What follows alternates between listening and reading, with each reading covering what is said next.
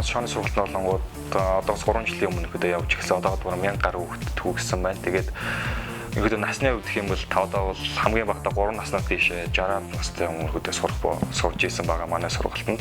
Тэгээд ерөөдөө насны хувьд бол хязгааргүй гэж үздэг. Хамгийн доод нь 3 настай хүмүүсийн ерөөдөө одоо бол хөвчлэн надад 5-аас 6 насны 7-8 настай хүүхдүүд хөвчлэн сурдаг болсон байгаа. Рубик шоогоор хичээснээр хүмүүр ажил дээрж гэртээ ч ерөн чөлөө завтай алж үедээ хичээлж ой дотоодоо сайжруулж стрессээ талах боломжтой. Авч явхад авсаархан гээд түүний давуу талуудыг тоочод байвал мундахгүй. Рубик шооны ач холбогдолын талаар гэвэл тухайн хүнд хурдтай сэтгэх шийдвэр гаргах тооцоолох гээд маш олон чадваруудыг хөгжүүлж байдаг. Мөн анхаарал төвлөрлийн тусгай дасгалын хэлбэр болж өгч байдгаараа онцлог юм а. Манай шооны сургалт нь болонгууд 5 өдөр хичээлдэг.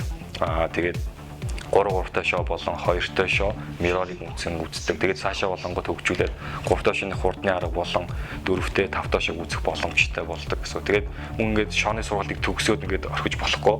Цаашдаа ирээд илүү бүр хөгжүүлэх боломжтой. Одоо манай шооны холбоо байгуулснараа хүүхдүүдийг цаашаа илүү хөгжүүлж тэмцээн уралдааны байнга зохион байгуулах боломжтой болсон байна.